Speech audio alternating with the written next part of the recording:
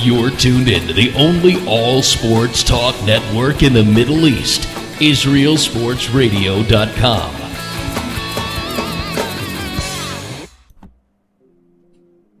From the ACI studios in downtown Tapio, Jerusalem, it's Louis Live!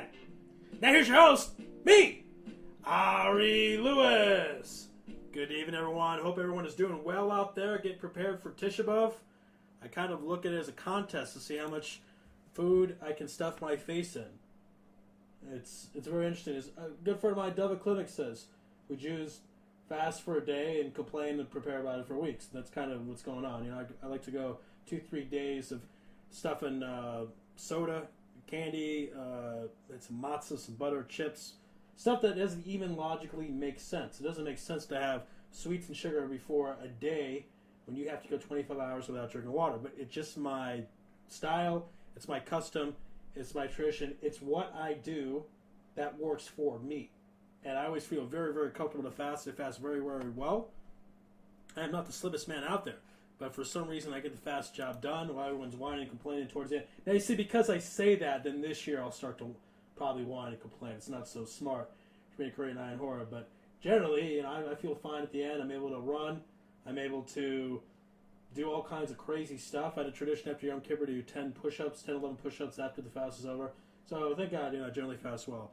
So the fast is, of course, tomorrow night. We will not have a show on tomorrow night. We will have a show on Tuesday night. 10 to midnight, the fast will be over here in the Holy Land. It will still be continuing, obviously, in the United States. But you guys are still welcome to listen. You know, it's after midday in the States, and want to help that fast go a little easier, listen to me talk about sports. Be happy to help you out for 2 hours of the fast. So let's get to it. First thing we need to talk about, Neon Dion. It's prime time, baby. It is prime time. Oops, this is not up. 1 second. Dun, dun, dun, dun, dun, dun, dun. While Alex gets that up, we'll just try to go through what I was going to refer to. Deion Sanders, of course, many players. The Hall of Fame game was supposed to be played, by the way, last Saturday night. But, of course, with this whole lockout thing, not able to do that. But nevertheless, the Hall of Fame still continued. The people who got in still continued. And kind of a weird speech, which we're going to get to in a few moments, of Deion Sanders. It was entertaining. I mean, this guy was entertaining when he played. He's entertaining after he's playing. And that's just the bottom line. That's the way it goes. And in 11 seconds, we'll have that up. Again, Neon Dion, the greatest quarterback of all time, has the interceptions to prove it. Can't tackle worth a darn, but hey, he's entertaining, and that's what counts.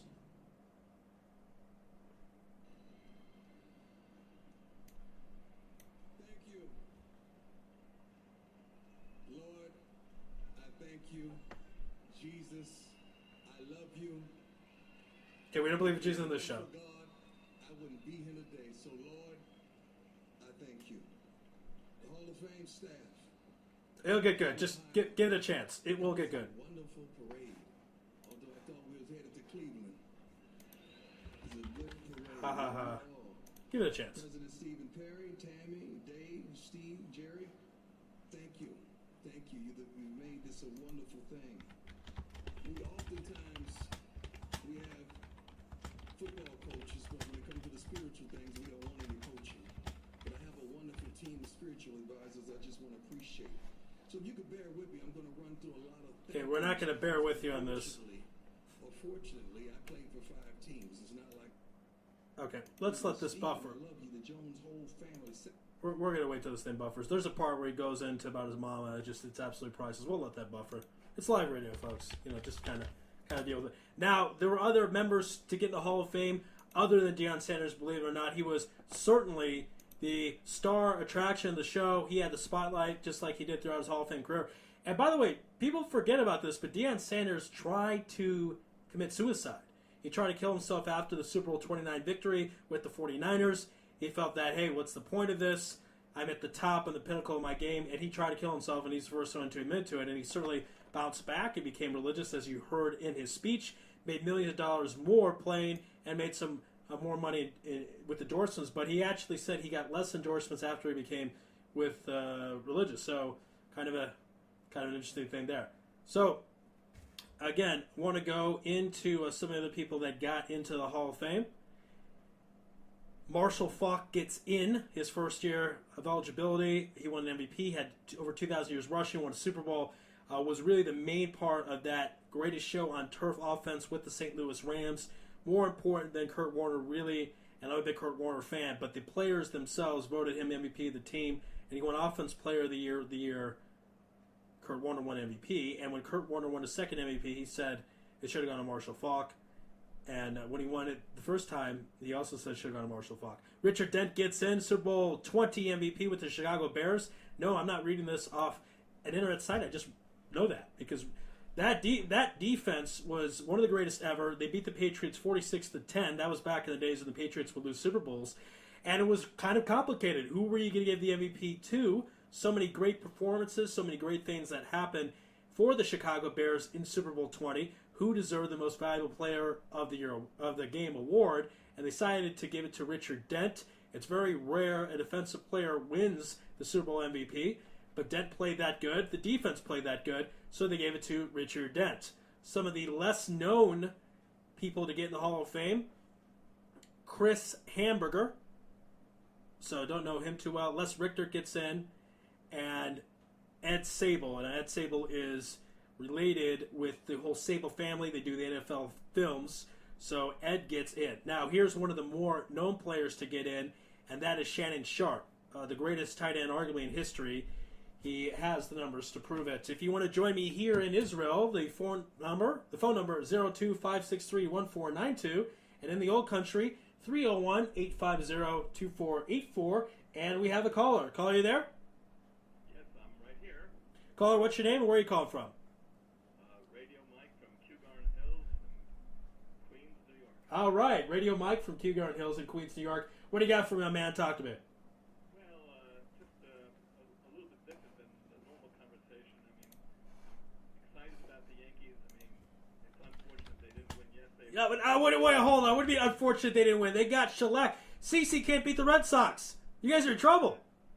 That's true. Well, we're not in trouble. We're In the ALCS, the Ace can't beat the team you're gonna have to face. well, who says it's going to be a matchup between the Yankees and the Boston Red Sox? Maybe the Boston Red Sox will get knocked down in the first round again. You gotta hope so if you're a Yankee fan, because I don't think you could take them in 7 games. And I said that before the year started.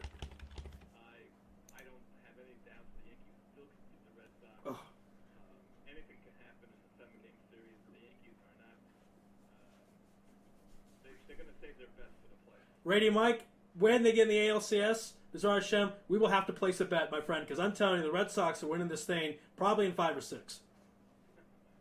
Okay. I'm trash talking. It's one of those nights, man. I want to talk about something a little bit different today. Sure, go ahead. It's an event in November in Tel Aviv, the Azri Eli Towers, and it's really a fun event. I've never done it in Israel. I've done it in other places. It's stair climbing. Ah, okay. It's really interesting. I mean, if you want to get a good workout, exercise, climbing steps. I've done a couple events in New York, and from what I understand, there are several thousand people participate, and it could be a lot of fun.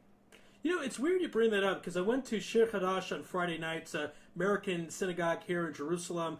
That's where afterwards I dined with the great Zev Stubb from Jingler.net. Certainly want to thank Mr. Stubb and his wife for having me over. But I noticed you have to take a lot of steps to get up to the room, and there were signs all over talking about how great an exercise climbing steps is. It's one of the better exercises out there, so kind of elaborate on that if you can. Well, they say that if you're doing running, which is a good exercise, stair climbing, you get twice. If you do it in half amount of time, let's say 20 minutes, you get benefit for let's say 40 minutes, equivalency of running, and it's also very very little stress on your knees. Climbing up, I'm talking to numerous doctors about this, and they all concur. There's very little stress on your knees and on your back, and I mean, you have to be in some sort of shape to climb up the steps, but still, it's a good workout. And climbing down, when you go down the hills in Jerusalem or climbing down steps, whatever, that's a lot of pressure on your knees, and difficult, but hopefully you can take an elevator down. Well, it's interesting, this whole stair climbing phenomenon, the exercise, how people are getting involved with it, because I remember Keyshawn Johnson, that was his main off-season regimen, was upstairs, and Keyshawn was definitely a diva and a prima donna, but he kind of was able to get away with not always giving his best in minicamp because he did the stair climbing, so it seems to be a really good exercise. It is. You start off slowly. You don't have to. I mean, I'm 54 years old and I don't run up the steps. I'm just happy to complete the, get up to the top. Some people can run up, but you have to pace yourself. That's very, very important. Pace yourself. Take it slowly, and obviously practicing ahead of time on real steps helps. Otherwise, you work out on the machine, but it's not as good. There's no substitute for real steps. And it's when you complete it and you get up to the top, it's a real thrill. When I first got to Israel, one of the main things I like to do is kind of sneak into the Dan Panorama, and those security officials, good job there. And I would just kind of walk up the steps. So it was certainly good stuff. And that was 8-9 flights. And then I lived in an apartment that was 5 flights up. So certainly know the value of climbing steps. All right, Radio Mike, what else do you got for me? Not everyone wants to hear about our exercise regimens. What else do you got for me, man? Well, the Mets, of course, they're losing today. They lost Friday night, so they're just about out of it. Right.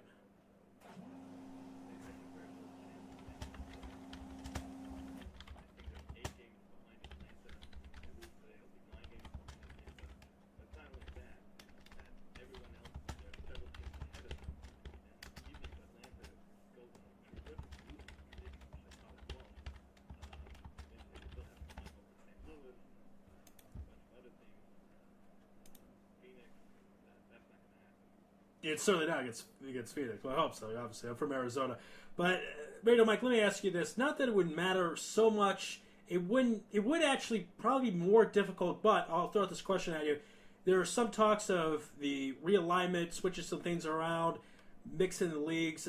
Jeremy Mann, the co-host of the Chicago Sports Hour, Gil Hoffman's sidekick, had this idea of realignment based on region.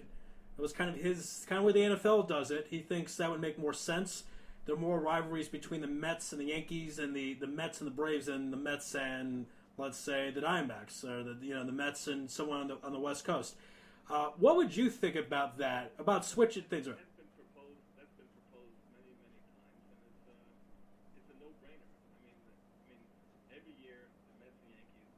A lot of people try to play it down and said it's one of course. It's not. Every Met-Yankee game,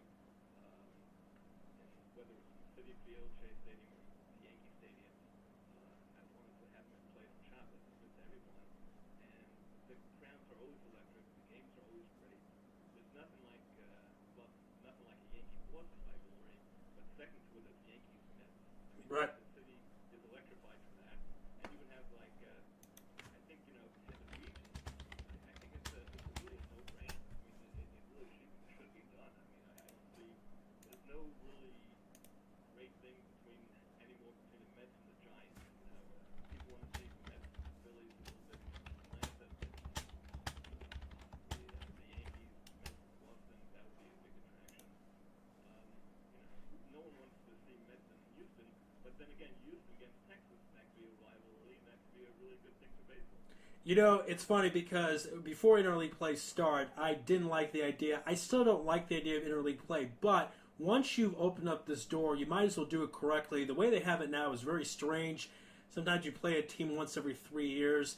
It's also not even. And if you're going to do interleague play, do it right. I like the idea of the Mets and Yankees playing 19 times. That's something I get excited about. If the Mets and Red Sox play 19 times, I get behind that as well. And it reminds me of the back in the day, 1993, when the Giants and the Braves were in that great pennant race. But they were in the same division, and everyone in Atlanta would complain when the Braves would play the Giants in San Francisco, hey, those games are too late, but they're very important, pivotal games. With this, the timing is right. You have both teams, both their fans, and everyone who follows them watching the games at the same time. And it's just kind of the way it is. Houston, you brought up that point, Houston's a terrible team. They don't have a lot of wins. But their fans could get behind playing the Rangers 19 times. Now you have something to play for. So you open up the door as it is. So like a Met fan, if they really wanted to, could drive 200 miles to go to Boston, 90 miles to go to Philadelphia. You know, so you actually get fans Traveling. traveling to other stadiums, and that can be very exciting as well. I mean, no one, unless you're making a major trip, no one, the Met fan is driving, flying from San Francisco to transportation. You know, again, once the idea was brought out, I was like, huh, that's interesting because the way the NFL does it. But the NFL is the top sport in the United States, really in the world, for a reason, and that's because they are innovative. They do different things. They switch things up. They take a look at what is needed and make the adjustment. And they did that with the regional alignment, and it works very, very well. Packers and Viking fans, and Bear fans are playing each other twice, and it's in each different city. So, like you said, you have more road followership. You could travel to watch your favorite team a few hundred miles down the road. So I certainly hope they do that. At this point, you're a big Mets fan. The Mets pretty much aren't in it. Who are you rooting for at this point after the New York Mets? I'm a Yankee fan. Excuse me. Sorry. That came out wrong. I know that. I'm a Yankee fan. Please. I'm sorry. That slipped out. That's not what I meant. No. I'm a Yankee fan, so I really don't have any problem. If we end up in a wild card, and CC's back, it will be great in the playoffs. There's no doubt. It should be. It's unfortunate about the Mets. But they really had a great season. With all their injuries. Now Reyes hurt his left hamstring again today, so he might be out for another week or two, or maybe longer. And by the way, a couple of weeks ago he was leading the National League in batting. Yep. 30 points, and now he's only leading that league by about 5 points. R- His batting championship is really let's say whether he's going to make it. And that was one of the few points Mets fans are really hoping for, that award, if you will, the batting title. By the way, I apologize, Radio Mike. I for a split second accused it with Alex from Big Shemish. He's a big Mets fan. So as a Yankees fan, what is your advice for Alex, the Mets fan, of who he should root for at this point? Well, it's unfortunate. Another team that I really liked, they were in first place like about 2-3 weeks ago, and then they went on a nice losing streak. Pittsburgh Pirates. Sure. But they were also, they won on that, I think they lost 9 out of 10 from their like 8 back. They fell really poorly. I like underdogs. I mean, I kind of like Cleveland. They've had a pretty good season. They're not in first place anymore. They're fading fast. They would make a good story. It's hard to know. I do like underdogs. Like the Giants winning last year was that was a good thing. No one expected it to win, but they got good pitching. They have a good chance again this year. Detroit hasn't won in a long time, so maybe lose to them. The Angels are only 1 game behind Texas, so they're a good team. Anybody they want? You brought up Jose Reyes. They made me look right away. Well, who might win the batting title? You look at it could be Ryan Braun, and right away that made me think, could he win the MVP? This MVP right now in the National League is a complete mess. It really is. You have different arguments. You would have somewhat of a hard time giving it to Braun because his home run numbers aren't really where you want it. He has 21, so that's not really what you want for an MVP when you have others that have much better numbers. Hard to give it to Matt Kemp. Even he's got better numbers. His team is doing so bad. Can't give it to Ryan Howard, even though he's first in RBI because he's batting .252. And the crazy thing is, Albert Pujols, with his slump and his injuries, is 2 home runs away from having the home run lead, batting .280. Outside chance. I don't know. Do you have a pick for MVP at this point for the National League? It's a mess. It's a mess right now, Mike. I don't know what to do.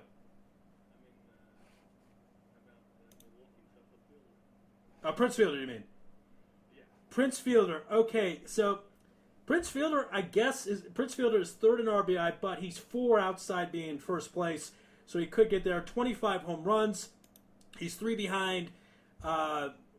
He's 3 behind Lance Berkman, if you're looking at that, and at 300 average. And it does help that he's on First place team. division. On base percentage .416, also very good. Batting average is 300. Right, 300. His slugging his OPS 978. That's very good. He's consistently he's third place in on base percentage, third place in OPS. Like I mentioned, third place in RBI, and he is very, very close to winning the home run title. So he's fourth in home runs. Probably going to Prince Fielder if the season ended today. All right, Radio Mike, we got to run. Thanks so much for calling in, my friend. All right, have a good one. So Radio Mike calling in from Kew Garden Hills. Talk a little stair climbing, talk a little Mets, talk a little Yankees. CC will have some trouble against the Boston Red Sox. There is no doubt about that. Sometimes some teams just have your number. And for the longest time, the Yankees had Pedro's number, even though Pedro was the ace of Boston. We're going to take a commercial break. When we come back, the Wrestling Guys, Wrestling Breakdown after this. Offering the best of Israel at the best price, Shalom Israel Tours can help you make your next trip to Israel the adventure of a lifetime. Shalom Israel Tours will customize the trip to Israel for your family or group, specializing in bar mitzvah packages, outdoor adventure vacations, plane tours, and more. Shalom Israel Tours is sure to inspire. So whether you're looking for a customized trip, a paid tour, or a car rental, Shalom Israel Tours is here to help. Email us at inspire@shalomisraeltours.com or click the banner on the Israel Sports Radio homepage and soon you can find yourself in Israel. That's Shalom Israel Tours, www.shalomisraeltours.com. Are you ready to get serious about your health and fitness? iFit trainers provide one-on-one personal training and put together the best fitness program to get the right results for you. Find your I in Fit. We offer certified personal trainers, elite athletic experience, and flexible hours at the convenience of your own home. Classes are offered in English and in Hebrew. We serve Jerusalem and the surrounding areas. For more information and to schedule your first workout session, call Alyssa at 054-759-7280 or email Alyssa, ELISSA, at i-fit.co.il. Visit us at www.i-fit.co.il or click on the iFit banner on the Israel Sports Radio homepage. Feeling overwhelmed with all you have to do? Let your personal shopper help. Connie is an experienced gift shopper and can help free up your day. Connie can assist you in finding the perfect gift for your upcoming simchas or pick up those light items at the grocery. And don't forget, if you are in the area of the Israel Center on Karen Hayesod, stop by on Monday or Tuesday between 8:30 a.m. and 12:30 p.m. to check out all the great gifts Connie has to offer. For more information, call 02-654-2155 or email Connie at netvision.net.il. Don't forget to check out her great website at www.conniesgifts.com. Okay, 1 second here. I'm going to get into this song. Tiger Computer Services. 050-708-1599. All of Jerusalem's talking about that. They're super experienced, efficient, reliable, and honest. Their lead technician has over 20 years experience and holds a BS in computer science from a top American university. Mickey from Do you guys want the air on more, by the way? I won't let anybody touch my computer Oh, in general. except the timer. But not even in the Tiger building. Computer Services. It's like right when you get out of that elevator, that whole area is just really Believe hot. me, you'll be happy that Because you they're did. Ruben from Baca says, I've had many technicians in the past, and these guys Okay, are some so, of the best I've seen. what song would you guys like? Netbooks, Macintoshes, iPods, iPhones, all hardware and care. software problems, advice. Kiva, you have a pick of what song you want, The man? next Yeah, time but, you need a very Archer. experienced and Oh, knowledgeable right. technician, call Tiger Computer Services. That's right. 050-708-1599. Mention Israel R-Truth. for a 50% discount Just on if, all devices. Hold on. You sent me a bunch of stuff, by the way. Do you need all that stuff? Oh, I don't know if I have it. Right, so- Well, you were gonna do. So, here, let's... R-Truth, what's the name of the song? But the truth will set you free. They put our truth. Put your goals in reach. That's 050-792-2434 or click on the Leon How's it for- is it just R? Israel Sports Radio Yeah, website and see what Leon can do for you. Yidreshut Deborah, a Dati Lumi post-high school program which educates Sure, minds okay. and broadens horizons. Located And I go in to the one that Baca, says, like, the 10 lovely seconds Jerusalem over there. neighborhood provides an excellent background Hence this one here? setting 10 for seconds, tremendous yeah. education. Okay, so here's what we'll do. I'm gonna hit when it's time to go on. I'll hit play. 10 seconds will stop, and you guys will just Generous start. scholarships You are guys- available. Please contact us at Okay. suggestiontoflorida.org. So Call then you us guys will at just talk for a half hour in a row. 534-6260 or what for I- North can I America open what I- at 718 Yeah, who's that? 4162. Oh, right. Okay. Was this all you sent me on Facebook, or was this Hotmail? A regular email, yeah. DJ Venom. DJ Okay, Venom. so DJing parties throughout Israel. Birthday parties, weddings, club events, bar mitzvahs, bat mitzvahs, and much more. You pick the type of music, and DJ Venom will turn your event to the party of the year. Available Sunday and Thursday. Call 052 Okay, go inside now. 06 or email DJ Venom 1984 Tonight they're coming back. They were up, they were down 1-0, and then they Second, came this is back what I'm 2-1. saying. And then the Braves took the lead 4-2. And now they're 1984 coming back. at They're it's yahoo.com. 5-4. Book your party today. That's DJ Venom. Offering the best of Israel, best price. Paris is Shalom so Israel weird. Tours. That's one more Commercial. commercial. Your next Yep. trip to Israel, the adventure. They don't even have of such a good lifetime. team. Shalom Israel Tours will customize Like, at least the Israel Brewers for have your like family. Prince Fielder and Ryan Specializing Braun. in bar mitzvah packages, outdoor adventure vacations, wine tours, and more, Shalom Israel Tours is sure to inspire. So whether you're looking for a customized trip, a day tour, or a car rental, Shalom Israel Tours is here to help. Email us at inspire@shalomisraeltours.com. Click the banner on the Israel Sports Radio homepage, and soon you will find yourself. in Okay, you Israel. got that? That's what you want Shalom there? Israel Okay. Tours, www.shalomisraeltours.com. All right. So I'll take the smartphone. Okay, you'll take this one. Are you ready to We're get gonna go after serious this about commercial. your health and fitness? iFit trainers So it'll be very, provide very quick, one-on-one okay? Because you'll be on personal here, training you'll see and speaking put in together here, the you have best these on, fitness program to and get I'll the lift right up the results mics. for you. Find your eye in Fit. These guys We are pros, offer so certified just personal follow their lead. trainers with elite athletic experience and flexible hours at the convenience of your own home. Classes are offered in English and in Hebrew. Truth. We serve Jerusalem and the surrounding areas. For more information Oh, it's a little- and to schedule your first workout session, Feel free to give call yourself a Alyssa nickname at if you want. 054-759-7280 or email No, because Alyssa my brother came on one weekend. It was so weird. at He sort of developed like a split personality. Visit us at www.i-fit.co. It wasn't so good. I mean, the show was good, but that. All right, guys, about to start. Hold on. Sports Radio homepage. The truth shall set you free. We're here on the Wrestling Breakdown Show. Yossi Bus Friedman here alongside. Akiva Mergia, Mr. Akiva. And we have a guest. Noah Chlubsky. We're here to talk about WWE, SmackDown, Raw, NXT. I just want to stick that in, because it rhymes. Now we TNA. maybe some TNA, the big pay per view. No, we can't have any TNA. Why the ACI doesn't? No, but we're gonna talk some wrestling. Some big stuff. Obviously, CM Punk, continuation of this John Cena feud.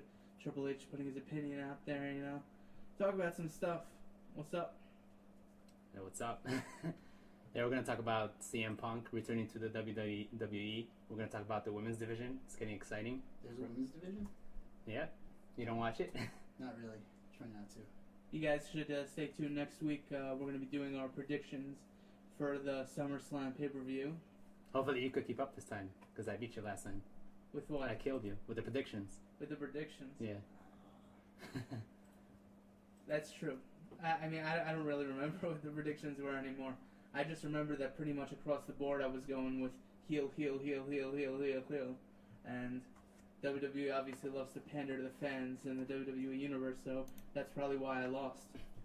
They did a pretty good job last time with Money in the Bank. They had a lot of, internet picks, like you would say, with Daniel Bryan winning the Money in the Bank briefcase. And Well, I mentioned that last week, how it seems that the new direction the WWE is taking is to be more fan-oriented, because Triple H is taking over and actually listening to what the fans want, with the bringing back of JR, bringing Jomo back, bringing CM Punk.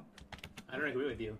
yeah, I hope that's not just an angle. I mean, I see that happening, but I could see that just being an angle of WWE, being more fan-friendly, and then McMahon coming back and being like, I'm going to do what I want. Well, we had some releases this week. We got Melina, a multiple-time women's champion. We got I'm just blank. One second. Kozlov, former tag team champion. Chris Masters never really got into the title hunt. He had like one title challenge in like his entire career. Koslov. Yeah, Kozlov, one-time tag team champion. And who was the third guy that was released? D.H. Smith. David Hart Smith. Yeah. Tag team champion. Yeah, he was the first person to hold the new Warrior tag title belts alongside Tyson Kidd. And there was another diva let go. Gail Kim. She actually let herself go. Yes. Yeah, she sort of jumped out of the ring during a battle royal. Yeah, that was pretty wild. Supposedly they told her to get out of the ring within a minute of the match, and she just eliminated herself, basically asking for a release, and the WWE acquiesced her request. So she's officially gone now. Because I know they didn't list that under the releases of the other people. So she's officially gone now. No, it was listed. Oh, it was? Okay, I didn't see it with the other ones, but yeah.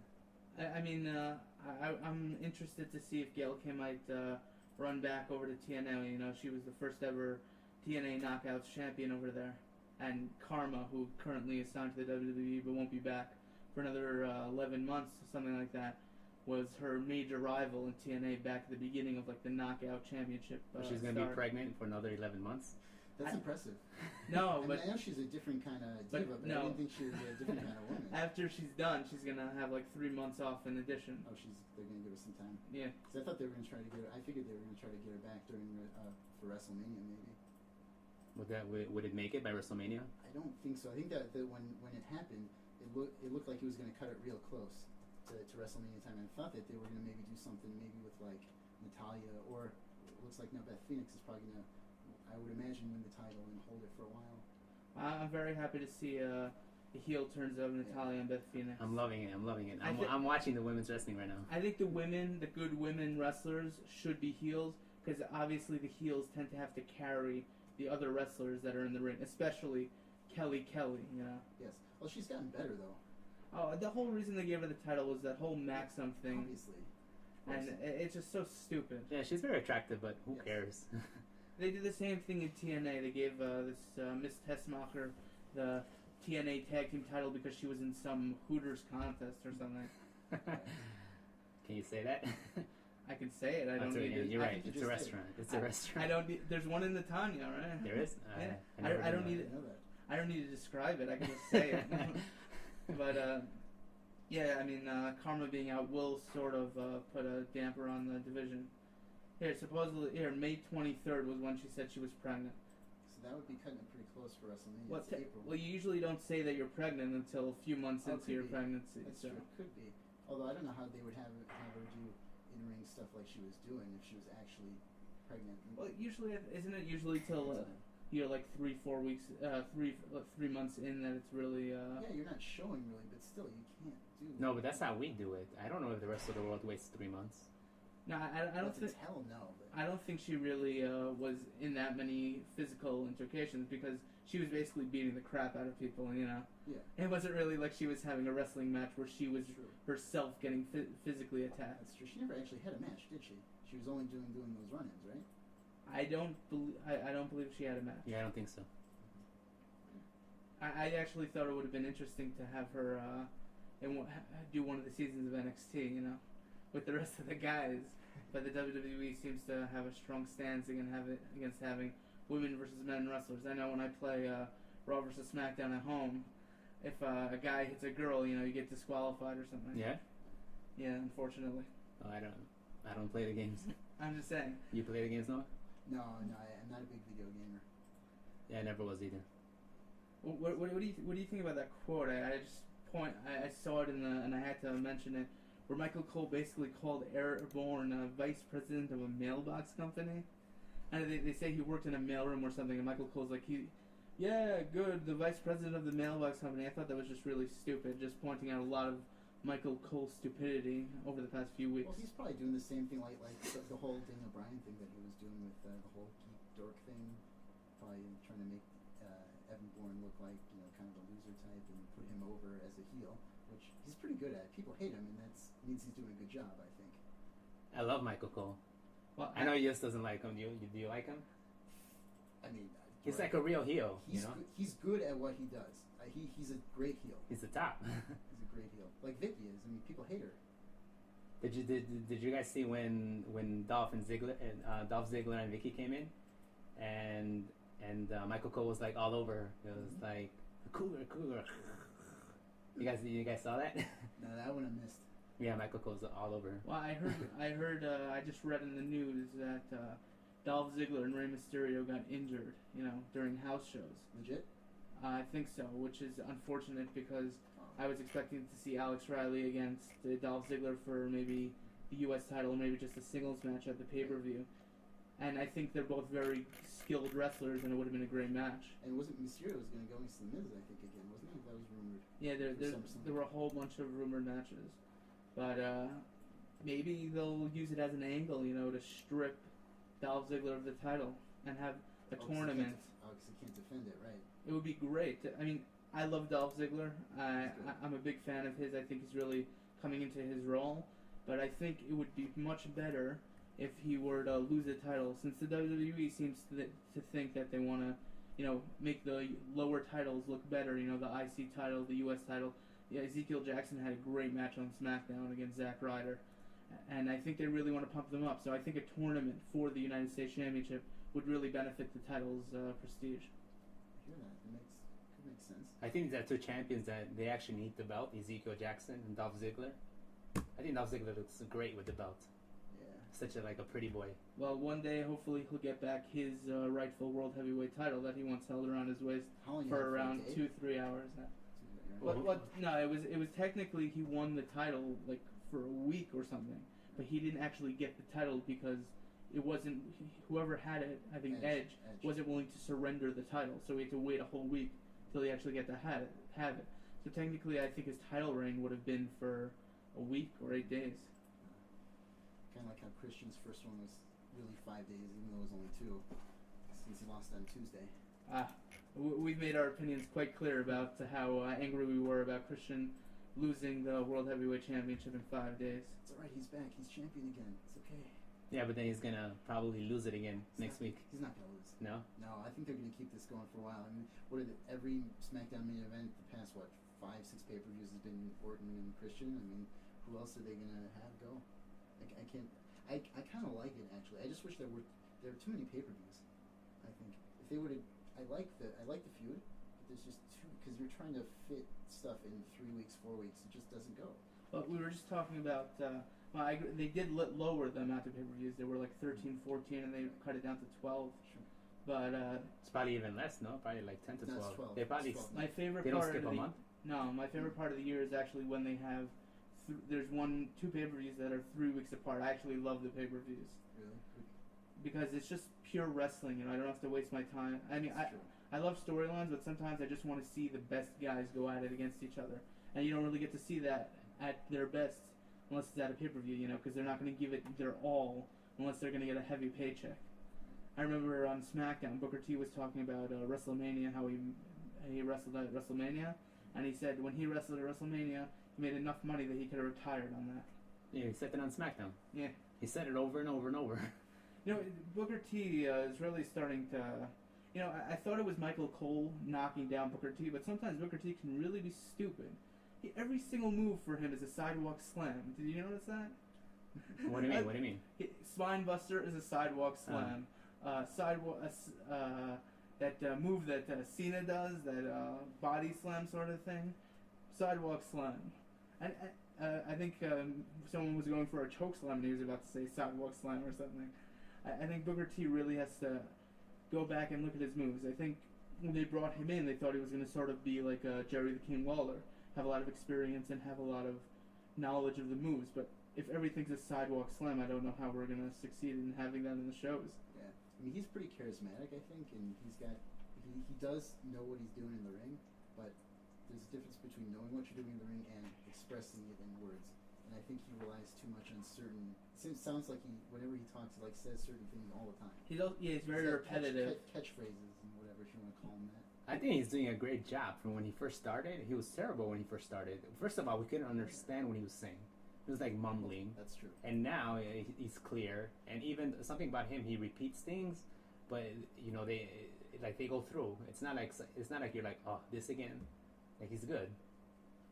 We were just talking about how Dolph Ziggler had like a title reign of like a day or something, and we just had where Christian had a 5-day title reign. So my question is, we just had Rey Mysterio for what, an hour and a half? Yeah. Technically an hour and a half. Yeah. We don't know with commercials. And Without commercials. John Cena got fired again for what, 2 hours? Yeah, unfortunately Another it was. one of those. Yeah, and the one thing I couldn't stand about that was how much of a baby he was being about it. You know, he said he agreed to the terms of the match. If he loses, he's fired. And then all over his Twitter, he's like, "Please beg the WWE to bring me back." Blah blah blah. It's really pathetic. Yeah, they basically used that firing storyline to get Vince off TV for a while. Well, all you John Cena fans out there, you read that Twitter post he had where he was begging the WWE for his job back after he agreed to the terms of the match. Just like Randy Orton, after he signed the contract that would say if he got disqualified he would lose the title, and now he's coming back, you know, like crying like a baby about not having the title. It shows like a lack of respect, A, for the title, B, for the rules of the match, and C, for everybody. It's just wrong. I mean, we were mentioning about short title reigns. What I was wondering was, how come Edge was stripped of the title, and it took them a week to give Dolph Ziggler the title? If you look on, let's say, Wikipedia.com or .org, whatever they have it now, it shows Dolph Ziggler's reign is 0 days. But Christian, who got disqualified, who won the belt by disqualification, was handed the title. So why was Christian handed the title right at the pay-per-view and Dolph Ziggler didn't get it? I don't know. Stipulation. They were both stipulations. If Edge used the spear, he was disqualified and he would be stripped of the World Heavyweight Championship. So you're saying he should have been champion? Maybe. I think for a few days, at least. Wasn't there some stuff going on in that match, though, from what I remember, that, like, what, the ref was, like, not around or something, and they, no? Dolph Ziggler should have left. He should have left A lot of should-haves. Houston, Texas, with the title, or wherever they had the match. I think it was in somewhere in the West over there. Somewhere in the U.S. Yeah. It was on pay-per-view. We know that. When he got the title, they were in San Diego. That's all I know. I don't know where the pay-per-view was. I think he'll get it eventually and have, like, a real reign at some point. We can only hope. So I think Christian's gonna win. On SmackDown,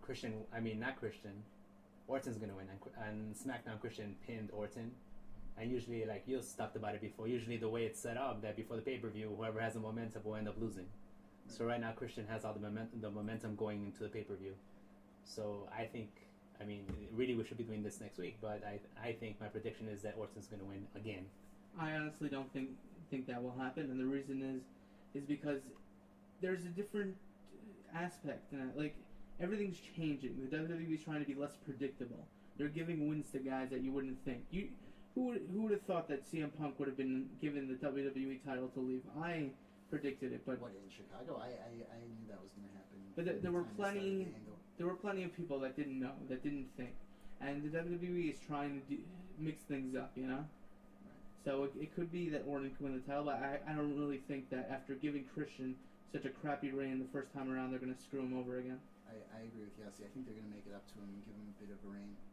I mean, if you saw on SmackDown that heat that he had, there was some SmackDowns lately where there was cheering, booing.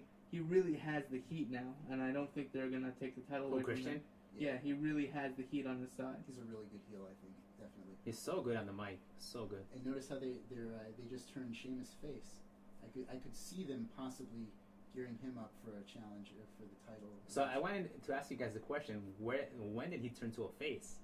When he came out against Mark Henry, who was a heel, so he automatically turns face. I always saw him as a heel. Even now, I see him as a heel. They were starting to do that. You notice, like they put him in some comedy bits for capital punishment with the whole thing with his, that he could run for president because he's from a certain whatever fake birth certificate kind of thing with Sheamus. Yeah, they had when he was the United States champion. Yeah. He was going like, oh, I'm from America, I'm the United States champion. Yeah. He went over to Kofi. He's like, I'm not defending my title against you. I want to see your birth certificate. Yeah. And they had in promos. Yeah, you're right, for capital punishment. I think the funniest were the whole R-Truth promos and Christian's promos and everything. How Christian went up to ask a question, and then he looks at all the reporters, like, oh, I'm better than you. Because he got called on to ask his question. What do you think about the tag team division? Do you think they're really going to give it a shot, or... I hope so. I mean, I don't know when they're planning on debuting all these guys, but I really see, since he's like the only guy that's ever been, or at least recently, been a good leader of a faction, I see them doing a Ring of Honor thing with everyone coming in, with Rollins maybe brought up, with Kings of Wrestling coming in to be a real tag team. They're going straight to the main roster. I can't imagine them doing anything but challenging for the titles as soon as they come in. Are you saying they're bringing all these people from Ring of Honor? Yeah. It's a done deal? Well, Kings of Wrestling are signed, yeah. Supposedly there's some sort of contract of sharing talent between the two. Mm-hmm. Which I was hoping maybe we'd see the WWE Championship defended in ROH, but... That would have been awesome. If they would have done that, if they would have brought the CM Punk angle that way, that would have been awesome. Well, the only place we saw him was that AAW show, or AWW, whatever it was. Yeah. What's wrong with McGillicuddy and Otanga? What about them? They're the tag team champs. No, they're okay. I think they're getting better, and although Otunga, we know why they have him. They have an ulterior motive? Yeah, that's the word for having him there. I think McGillicuddy... Wait, what's the ulterior motive? His wife, the mainstream attention that he would get from the WWE, Jennifer Hudson. And also they like this new generation of college-educated wrestlers. They have Ziggler and Swagger and Kingston and Bourne, and also David Otunga, a Harvard Law graduate. Also Sin Cara, I think, straight from Harvard. I don't the Harvard Medical School, maybe. Maybe the Mexican branch of Harvard. And he's coming back next week. Yeah. No, not next week. The 17th, I think. So not this week, but the next week. Well, we have to get excited for the debut of Johnny Curtis next week. Oh yes. Go Johnny Curtis. You think they'll actually give him his tag title shot that he earned from winning NXT? No. For winning NXT, him and Truth were supposed to get a tag title shot together. I'll see it when I believe. I'll believe it when I see it. Did you see him at NXT? Any of you? Who, Johnny Curtis? Yeah, I mean, I watched every season of NXT from the beginning till the end. Superstars I don't get to watch as much. I'm not so into it. But NXT I've really enjoyed a lot of the challenges and stuff. Just this season really I haven't enjoyed because it's been going on for like 30 weeks or something. Yeah, too long. Well, but if you want to see Matt Striker was in action this week on NXT. His first time in 4 years he wrestled in a match. So if you want to see that, tune in for this past week's episode of NXT. Was it on SmackDown? The recap? I don't think so. No, Matt Striker wrestling. You know why I'm asking? Because on SmackDown we had Trent Beretta, we had the Usos.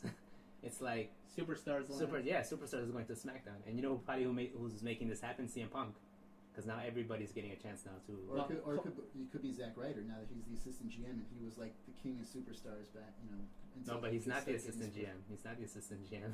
He He's made it clear on SmackDown. To the general manager. Yeah, he's the assistant. He's the assistant. He's the assistant. So he can't. He has no power. And he's also the internet champion. Don't forget that we are on the internet here on Israel Sports Radio. Well, while I was typing up my notes, I wrote Internet Champion Zack Ryder versus Intercontinental Champion Ezekiel Jackson. I love that new belt, by the way. I know we're not really talking about Zack Ryder, but I love that new belt. I think it's so awesome. Did he actually make that, or is that a WWE thing, or did? He bought it. I think he bought it. Supposedly, they said for $1,500. Yeah, something like that. It's cool. I guess we could also buy one. We should. We should pitch in our money and buy one. And we should have a match, and see who wins. Definitely. Oh, we had the debut of Oksana this week. Oh. Who is she? Okay. Besides, she's some communist. No, but she was. That's the problem if you don't watch NXT. Was she the diva who was like 7 feet, like 3? No, that was a different. No, she's a Russian. But she was Goldust's rookie in NXT, and she actually, in order for her not to be deported, she married Goldust. And we actually thought there was a real relationship going on, but in the end, it just turned out she just married him in order to, stay in the country. I think I'd rather be deported than be married to Goldust, personally. Yeah, but if you met her, I don't know. I think she would change your mind. Well, maybe you should watch SmackDown from the beginning till the end. You'll be able to see it. But I was very angry about the whole Teddy Long thing this week. I love Zack Ryder, and when Teddy Long came out and embarrassed Zack Ryder, I really just wanted to do what I want to do every week to Teddy Long: take his face and rub it in the grates up on the stage. Just like what was that a few weeks ago in a match? Not a few weeks, a few months ago. There was a match like that. I forgot what it was, but it was very entertaining. I liked him this week. Playa. He danced a little bit. He doesn't dance sometimes. Like sometimes he goes many weeks without dancing. I don't like face GMs. The end. Yeah, GMs are much better heel. Absolutely. Triple H technically isn't a GM, so I like him. You know, he's a COO. But you also like Vicky. I didn't like. Yeah, Vicky was a heel. Vicky was never a face. But you liked her. Yeah, because she was a heel. You told me. But So now with this whole Triple H thing, are they dropping the anonymous GM thing, or is that still actually? Are they really like going to push that still? well, we'll see if Triple H is on Raw this coming tomorrow. You know, if he's on tomorrow night, then we'll know whether the Raw GM still has his power. I think they dropped him. No, we haven't seen him for a couple weeks now. I haven't seen it for a while. Well, supposedly they've been talking about moving Michael Cole from the announce booth into managing. So if they move him, there's a chance they'll also drop the whole anonymous Raw GM gimmick, or maybe they'll actually move him into the GM spot. That's true, because that really was his thing.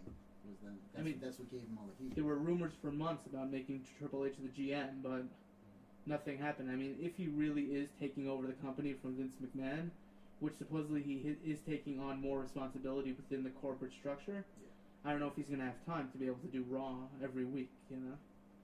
So hopefully they'll appoint a permanent GM at some point. I'm hoping for Kevin Nash. I don't know. I don't know. He's still got that Legends deal. He's got to do something for them, right?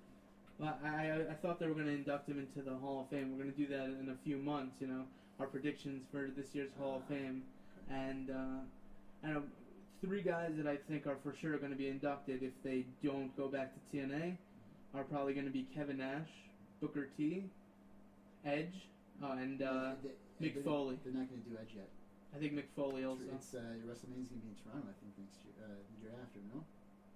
But they've been talking about doing a mostly WCW Hall of Fame thing with Arn Anderson, Kevin Nash, Booker T. Right.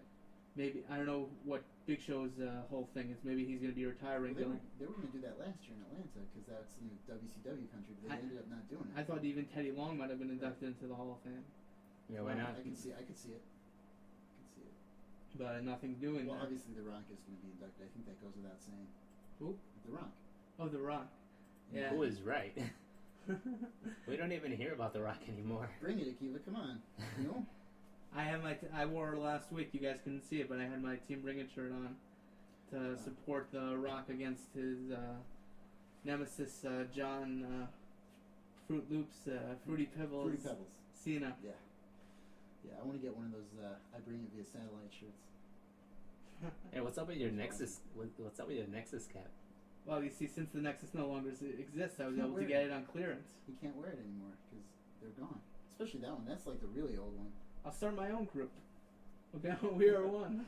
Hey, but we're not the same. I'll walk around the city with entrance music on, yeah. But no, what's up with this whole Jinder Mahal thing? You know? I don't know. Are they like gonna do this full out or what? I thought they were gonna like push him majorly, and then supposedly they thought he was better than he actually was, and he's not as good as he is. So I think maybe they're holding him back and having him manage maybe Khali for a little bit. Could be. I thought he was gonna wrestle with Daniel Bryan. He's gonna, wrestle with him for a while till he gets his in-ring skills a lot better, and then bring him back. Well, one other guy, like, I don't want to talk so much about Jinder because I don't either. He really doesn't matter that much within the landscape. Maybe in a few months from now we'll actually care about him. But one guy I noticed in house matches, Colt Cabana has been wrestling in house matches. Well, that's also one of the things I think I talked about earlier is the bringing a Ring of Honor faction going in. And others talk about that. I think he's gonna come in and align with Punk. I could see something going on in SummerSlam with him. I could see a great tag team of like him and Daniel Bryan or something. Have them. Colt and he's also a Ring of Honor guy. Yeah, to like really bring back the tag titles to good wrestling. I think they would do really well together as a tag team. Yeah, they would be a pretty good team. They could be best friends, like Alex Riley and The Miz. Yeah, they get I mean, they were good friends for a long time. Get a bromance starring over there. Bryan and Colt. No, CM Punk. Yeah, no. So he was talking about Daniel Bryan and Colt. Because CM Punk is going to be in the spotlight for a while. So, right. I mean, I was hopefully planning on seeing CM Punk go against someone big like Triple H at WrestleMania. Maybe have Stone Cold come back and face a guy like Orton. That would be huge, you know. I want to see the Stone Cold and Punk match. If they could get, let's say, Chris Jericho to come back just for one match at WrestleMania, would be great to go against maybe The Undertaker, or to go back against his rookie from NXT, Wade Barrett. I would love to see Wade Barrett against Chris Jericho. Would they do that? Would they bring somebody back just for WrestleMania? Sure. I think it all depends on the money. I think that's what happens with The Rock, basically. I think if they were willing to offer them, no, The Rock's going to come back. Supposedly Survivor Series, he's going to be there. He's going to do a couple more pay-per-views before WrestleMania this year. Right. Well, I think he wants to get some ring rust off because he's going to wrestle a full-fledged match with Cena. Well, with any wrestler, they're going to do house shows and stuff like that in order to get prepared. I mean, you can say what you want about Cena, but he's not as bad as everyone thinks, and The Rock hasn't wrestled for a long time. Yeah, but he's got to get back into it. Surprisingly, if you've seen pictures of The Rock, he's in the best shape of his life. Well, he can be in good shape. He's much bigger than he's ever been. Being in good shape is different than being in wrestling, you know. No, but Cena's known to be strong. Vince McMahon has said he's very strong. Yeah, but if you look at The Rock now, The Rock is much stronger than he has ever been in his career. He used to be able to like run around the ring really fast and everything. Now he's just like a powerhouse, which is surprising, seeing that he's more of like a actor now and not so much a bodybuilding wrestler. Yeah, but that look also helps you with acting too. The on-screen presence I think is more when you have a big build. Well, he is the new action star, you know. Especially with what he does. That's true. He has a whole bunch of action movies that are going to be coming out. I think that he's going to be he was just in Fast and the Furious. He's going to be in the next one also, and there were rumors about him going to be in the new Terminator when it came out, you know, sort of taking the reins of action from Arnold Schwarzenegger when he took it back in 2003 in The Rundown. Arnold Schwarzenegger met him in like the hallway of one of the scenes of the movie where he sort of like passed the torch to him. What do you guys think about The Miz being the #1 wrestler on the Pro Wrestling Illustrated's top 500 wrestlers of 2001? Well, you can't. 2011. I don't think you can really combat it. Like success. How can you argue? Money in the Bank, United States title, tag team title, WWE title. Yeah, because they go. It's not just all of 2011. It's from a certain point in 2010 to a certain point in 2011. I think it was May till July, or May to June. Yeah, I think it's like August to July or something like that. But he was a champion pretty much the entire time, and you could see the arc of him going up, and he really hit it. And now he's even getting some face reaction. Not to mention he held more than one title at once at some points. Yeah. When he held the Unified Tag Team Championships with the United States. But shouldn't John Cena be #1? I mean, John Cena was probably champion most of that time. For what he did, I don't know. No, when John Cena was facing against the Nexus, he didn't have the title. Yes, he didn't have the belt. That was Orton. Orton had the belt for most of that time. And Cena didn't really get the belt till the end when he beat Miz at Extreme Rules. I know they can't see us over the air, but on NXT, Miz used to do that thing. He had all 3 titles. He had one against his waist and one on his shoulders, and he used to look at it like this, sort of like looking down and then at his shoulders to show that he has the titles, which was much more nice in the earlier seasons of NXT, where they actually showed like interactive stuff in the entrances. Whereas now they just have the picture of the wrestler, of the pro, of the NXT rookies. You guys noticed the huge ovation that John Cena got on Raw? I think he got a much louder ovation than CM Punk. I don't think it was for him. I think it was for the WWE Championship. I think once he drops the belt, he'll lose everything. John Cena? I don't know. I think he's honestly, and I don't know if you guys see it. I think you could tell. But I think he's doing a slow heel turn at this point. I don't see it. You don't? No. I don't know. I see it in his attitude. You know, the way he was addressing Triple H and how Triple H was putting him down last week, and with the whole Hunter thing. I think I see it. The way he was standing up to McMahon, punching Laurinaitis. I mean, you could argue that those guys are heels also, but that whole thing with McMahon, you know, where he said he compared him to a rug that he'd want to like piss on and rub his dog crap on. More that like edge back that he used to do when he would insult everybody with the raps. I read some stuff on Twitter about him supposedly changing his look. You know, that 3/4 jean shorts. Yeah. I think it's time. Well, everyone's thought for a while it's been time. You know, it's been how long? 6 years. You know? Yeah. There's only so long you can go as a face. A heel, you can go for your whole career. But as a face, there's only so long you can go until you get stale and boring.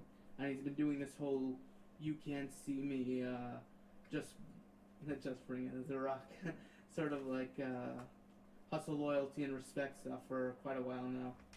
And hopefully, but the one thing they were worried Yeah, about. but he's got different colors now. Yeah, USA. Yeah.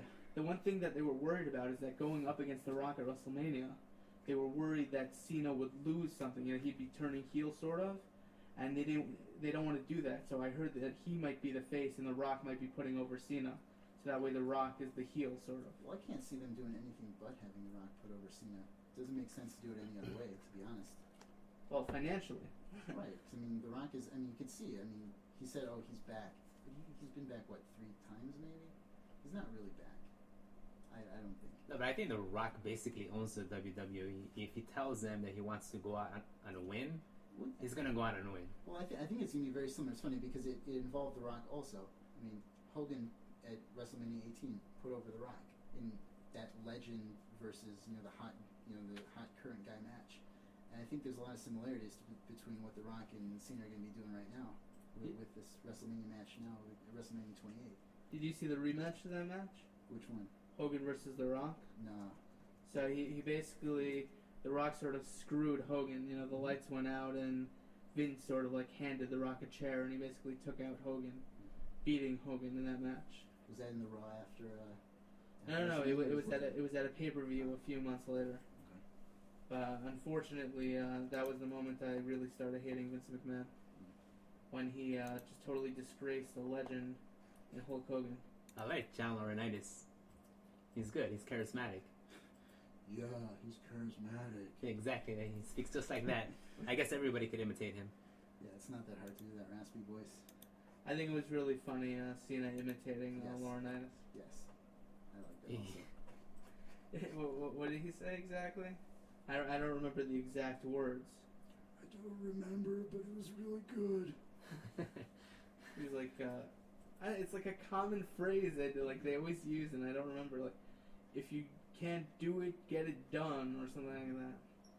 So, there was some weird other stuff I noticed. JR mentioned something. He said he was talking about someone was a hockey star. I don't know, someone in wrestling. There was a match. I don't remember exactly what the match was, but he was basically saying it was too hot for hockey in Oklahoma. And I was like, wait a second, there's a hockey team in Phoenix, Arizona, and he's saying it's too hot for hockey in Oklahoma. It just sounded a little stupid to me. Another thing he said was that Mrs. Skull-crushing finale was totally unnecessary after the match, which I didn't really understand because it's the skull-crushing finale. It's never too late. It's the end of the match. Yes. The skull-crushing finale, you know? So I think JR has to pick up a little of his rust, being a stupid face. He has to work on it a little bit. We'll get there. I don't think you can criticize JR, but I agree. He's not talking loudly. It's not like him. Well, He's basically letting JR and Michael Cole do all the commentary. Yeah, well, I think that they're really, really trying to put Michael Cole over as the heel, and I think JR is kind of letting that happen. Well, if the rumors are correct and Michael Cole leaves the booth, Then he's gonna slide. I think he'll slide in with Lawler, and they'll be good together, just like they were before. And then commentary would just be terrible. just quickly, a guy I was thinking about, how do you think Jack Swagger folds into the new WWE? Do you think he has a position on Raw or SmackDown? Because he sort of just disappeared into the shuffle. I'd like to see it because I think he's great in the ring, but I think they were trying to do that with him earlier in the year with him and Cole. He could really use a manager. I think he would be great in a tag team because that way he doesn't have to be the main guy on the mic, the main guy doing everything. He can share the responsibility. I think when they put Cody and McIntyre together, they wanted to see who was the better of the two, who could really do it, and Cody came out on top in that thing, and McIntyre sort of got left behind. So maybe if they could team him up with someone else that hasn't been so successful, and see what they can do about that. How much time do we have left?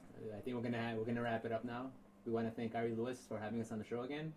I thank Noah Lipsky for coming. It was a pleasure having you. Thanks, guys, for having me. This is awesome. I love wrestling and like having out before this. I'm sorry for all the confusion about me maybe being here, not being here. I was supposed to make a scene today, and my family caved in. Yeah, all you hear out there, my family. So we hope you tune in to us next Sunday. Unless we have an earlier date, we'll notify you in our group. Visit our blog at thewrestlingbreakdown.wordpress.com or our group Wrestling Breakdown Show on Facebook. Right, Stay tuned for more Louis Live. Have a great week. Offering the best of Israel Yeah, so, well, you guys can do Thursday and Sunday if you guys want. You guys want to do an hour on Thursday? Okay. That'll be a wrestling special. So please hype it up. Alright. How was it? Wasn't that fun? That was good. I liked it. Nice. Last time you were in the studio was 6 months ago, I think. Yeah. Jasmine. Show Jasmine. And then you were at Go a couple months Right. back. Yeah, we did that trivia thing where I like totally destroyed you guys. Yeah, it was very good. I was very impressed. That was good stuff. Trivia, I like. I could do that. Have you done another one of those yet? No, I mean, because Andy went back to the States, so I haven't been to Go in a while. Well, you went back, or like He went back. Hopefully, he'll be back soon. His wife's got teach release for a year. Are you ready to get serious about your health and that was a fitness? good time. iFit It was a nice trainers way to provide get out. one-on-one personal Yeah, I mean, I definitely want to do more of that. Maybe in the fall. to get the right results. I have to get the Find equipment your for eye it. and fit. We offer certified personal trainers with elite athletic experience and flexible Seen this hours guy that got and hit in the head? convenience of your own home. Pitcher? Classes are offered in No. English and in The pitcher got hit? So Visit there was- Jerusalem and the surrounding areas. For The more baseball player. information, Oh yeah, to he had like a schedule line your drive first hit workout his session, head, and call Alyssa at he was taken out on a stretcher or something. 054-729-7280 or email Alyssa.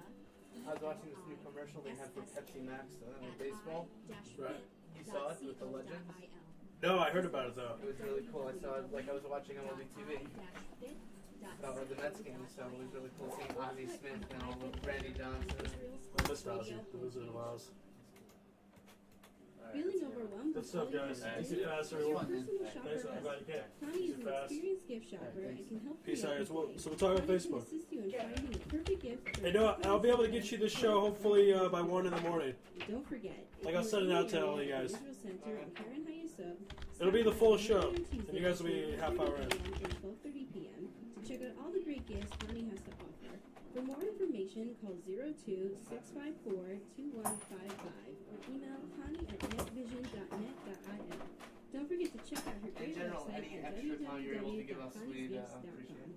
Like Thursday, 100% we're gonna do it. Israel You give us Sports the Dynamics option. specializes in Okay. football consulting, equipment, Yeah, it'll be like a uniforms, one. and more. This will be like a Great special. brands, Nike, Russell Athletics, Shut Sports Products, and many more. Just one call away with You over want me to shut 30 the door years or- coaching experience with Sure, university yeah, professional that'd be great. athletes. Terry Hill, owner of ISD, can advise you for all your sports needs. Call 054-581-3248. That's 054-581-3248 or visit our website at www.isdisrael.com. If that's not easy enough, click on the ISD banner on the Israel Sports Radio website and be part of the game. All right, back here on Louis Live. Got a lot more show left to go. Open phone lines the rest of the way. In Israel, 02-563-1492. And in the old country, 301-850-2484. I think Dion is ready. Kind of bear with me on this, folks. Elon Meeks, Jay Bird, equipment man, and my man Mel Bratton. I appreciate you so much. Baltimore Ravens, Steve Bisciotti.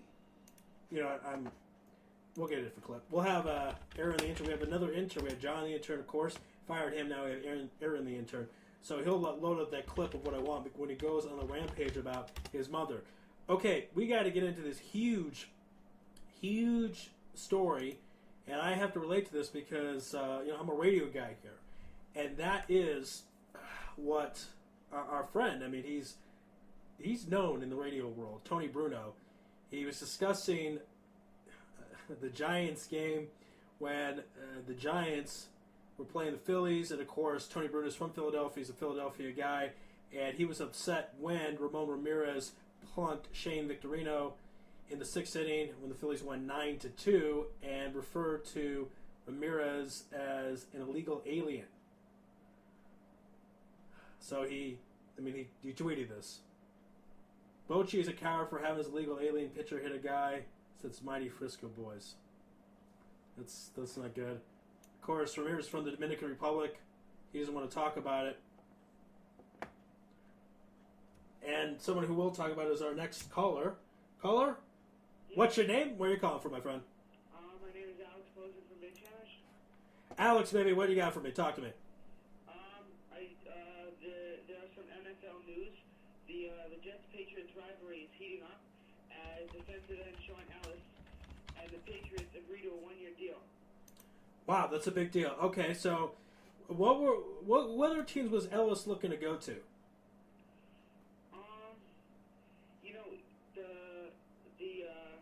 the Jets signed somebody at the I don't know exactly what teams he was going to, but the Jets signed somebody from the University of Temple, and so at the beginning he was on cold ice. You know, he knew there could be a chance that when the lockout was over, he would be going to another team.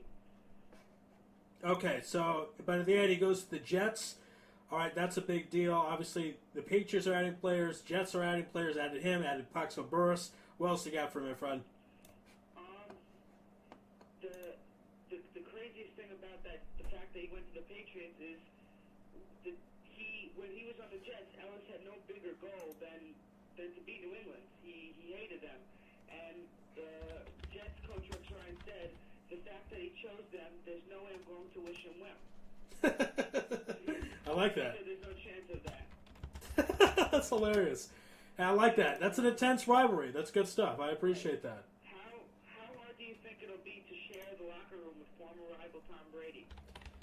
Well, you know, a lot of these guys, they don't look at the cloth of the uniform the way us fans do. They're able to kind of take off one jersey and put on another. There's very little loyalty in sports nowadays. It's not like it was in the 50s. So I think he's just going to deal with it. It's kind of like a guy that works in an accounting office in a firm and goes to a different firm. It's like, hey, here's my new coworker. And he kind of forgets the fact that they were opponents for such a long, long time in a very heated rivalry.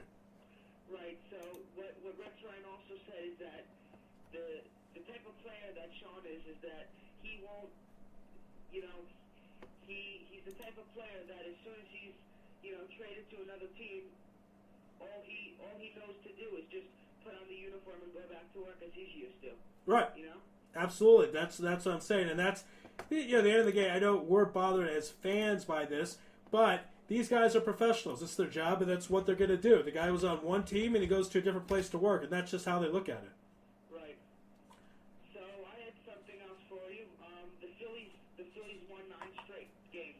They're on a roll. They're on an absolute roll right now. They're on a roll, and you know that's all we thought they were going to do. We didn't think they would do anything less. You know, with them acquiring Rayfield and Hunter Pence, they're on a roll. And I think that if anybody has a chance to just roll straight with a free pass into the playoffs, it's the Phillies. Yeah, they're red hot. They have the best record in the major leagues. You know, we're kind of already looking at the playoffs for that because they pretty much have clinched. I mean, not mathematically, of course, but it would be a huge, huge upset for them not to make the playoffs. Especially, I mean, even for them not to win the division would be a huge, huge upset. What are some other teams that are hot right now that we should be looking at? Some other teams, I think the Yankees are pretty hot. The Red Sox are hot. And one thing, I think this year the biggest rivalry will be up until the end of the season, the Yankees and the Red Sox, because I think that, you know, the thing about the Yankees and the Red Sox rivalry, especially this season, there's no way a person can try to think that the Red Sox are going to win or the Yankees are going to win this. You know, the Red Sox, they crushed the Yankees last night, so there's no way that you can possibly think who's going to take the division this season. The Red Sox could either make a push at the end, or if the Yankees are down, they can make a push at the end. So I look out for those two teams. What do you think of the fact that CC can't beat the Red Sox? You know, he's been doing great this season, but I guess the pressure has got to him. You think that's what it is? I mean, this is a guy that's pitched in the World Series before. You know, it's tough to say when you're going against a rival such as the Red Sox. The pressure can get to you, and there are some tough fans there in Boston. You know, he could have also had a bad start, and the Red Sox do have great hitting. That's definitely true, and maybe it's one of those things where you look great against the more mediocre teams or below average teams. You're playing the best team in baseball. You don't look the same. But Alex, my man, is he going to be able to get it together and beat the Red Sox in the American League Championship Series? I think when it comes down to it, I think he has the potential of doing that. But what I noticed in the game yesterday is that when the Red Sox really were rallying against him, he wasn't throwing his changeup much. He was facing Walker Scooter on. I think he threw 6 straight fastballs. And when when you throw 6 straight fastballs over the plate, I think the hitters can start to read what you're throwing. You think they're picking up on pitches? You know, Sean Green, we had Sean Green, of course, the Dodger great, on Wednesday here in Israel Sports Radio, and he talked about that he got pretty good at picking up pitches. The Red Sox, they're the best hitting team in baseball for a reason, not just because of their talent, because they have certain certain scouts that know how to pick up on pitches. You think that's going on? What's going on with CC Sabathia? I think he really has to hit his spots, because if you want to pitch into the playoffs, even if you don't necessarily feel the pressure, you have to hit your spots, because a team such as the Red Sox, if you throw 6 straight fastballs, you know, someone's going to hit the ball. You can't expect that you're going to throw 6 straight fastballs and nobody's going to get a good piece of it, you know? Okay, so then I guess let me kind of throw this curveball at you, pun intended there. Whatever the Red Sox are doing, are other teams going to copy this formula? Because very much sports is a copycat type of league, type of situation. Copy what the Red Sox are doing, emulate the Boston formula, and beat CC, and will CC stop winning now? I mean, the Red Sox have his number. I mean, the Red Sox definitely have his number. I don't know if other teams in the AL are definitely as good as reading pitches and as good as hitting the CC Sabathia, but you know what? I think CC Sabathia could have easily also, if he had a great start. I think he just had a bad start yesterday. I think he could have beat the Red Sox also. So it's also on CC then that he wasn't hitting his spots, and you know he had to throw his changeups more. So I don't think it was necessarily, you know, that any other team could do this, could use this formula. I mean, for sure, if I think that any other AL team should watch for, you know, a pattern of pitches that he's throwing. Yes.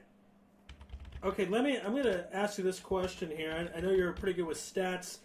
What is CC Sabathia's all-time record against the Boston Red Sox? You know, I haven't studied that much in depth, but you probably know that answer. Well, you know, it's funny because remember he pitched with the Indians for a while, so I thought he would have had more chances against the Red Sox, but apparently, and now again, this is a huge story on there. Of course, him facing the Red Sox. This season, he's 0-4 with an ERA of 7.2. I mean, just this season alone. I'm going to try to get the all-time numbers in a moment, but your thoughts? my thoughts are that, you know, whenever he faces other teams, you know, everybody's always saying that he does so great, but the only team that he can't really get past this year is the Red Sox. You know, and I'll tell you, because he's their ace and he's a guy that can win the Cy Young. Maybe if you're Joe Girardi and you're looking to put out a starter for Game 1 against the Red Sox in the ALCS, do you still put out CC Sabathia? I think that's the question. Yeah, I would put out CC because out of all the other starters, I think CC has the most experience, and the other starters, you know, they might be doing good this season, but they might have had a couple of good starts against the Red Sox, but they're not as consistent during the season against other teams as CC is. You know, no other starter in the Yankees rotation has had a better overall season than CC has. Okay, and what else do you got for my friend? What else would you like to talk about? The Atlanta Hawks, they're selling their team to that's huge. California developer and pizza chain owner Alex Marullo. Okay. And the Hawks will remain in Atlanta, but they're selling their team. So how do you feel about that? Well, Atlanta, you know, for the longest time was kind of the Cyprus, if you will, the NBA. It's kind of the place you'd ship off a player kind of to punish him and where he wouldn't get out of playtime. Recently, they added some pieces. Josh Smith. They added a guy that was great in Phoenix for a while, Joe Johnson. He was the 4th piece in Phoenix, wanted to be the star. He actually went to Atlanta for less money, and they started to get together. And that kind of bothers me then that the team's being sold, because I thought they were going in a pretty good direction. They're not going to be competing for an NBA title anytime soon, if ever, but they could be realistically a 4th or 5th seed for a long time to come. So I like the ownership to change hands when the team is doing poorly, because then it's a chance for them to improve. I don't actually like this situation, but hey, the pizza guy wants to do something else, why not? The guy that owned the Padres, he's the guy that made his money with McDonald's. So I guess sometimes food and sports is a good relationship. Yeah, you're right about that, Ari. But I think it wasn't such a smart move for Alex to make for the Hawks to make, because if they're back up against the wall and they have nothing else to do, then they could sell the team to another owner. But if they made the playoffs and they made it past the first round, and they played against the Bulls, and they made a run for it, I think there's no reason that they should have sold their team at this point. Yeah, I agree with you. I mean, like I said, they're doing really well, especially when you look how bad they were in mid to late 90s, early part of the previous decade. They're finally getting it somewhat together, so that's a shame. Alex, go ahead, man. Give me one more thing before we go to commercial break. One more thing, I would say that I was reading today that Jose Reyes, he just got injured again in today's game, in the same spot in his left hamstring, and he's going for a special surgery in Manhattan. And he might not win the batting title. Braun is right behind him now, and I didn't think that was going to happen. I thought for sure that Jose Reyes was walking away with the National League Batting Championship. I mean, I think Braun's going to make a big run for it now that he has the motivation that, he's not happy that Reyes is out or injured, but, I think he has a much better chance that Reyes is injured now, and this would make Reyes even more upset that he's injured, that Ryan Braun is creeping up to him. Yeah, and Ryan Braun is going to improve his candidacy for the MVP. I still feel at this point, as I said, with Radio Mike from Kew Garden Hills, at the season end today, it's his teammate Prince Fielder who should win the MVP. 300 batting average. He is in the top 5 in home runs, RBI, on-base percentage, and OPS. So that would be my pick. I tell you what, before I let you go, one last question. Who would be your pick for MVP in the National League if the season ended today? If the season ended today, I would pick Jose Reyes. Oh, God. You're such a homer. At least you're honest about that, my man.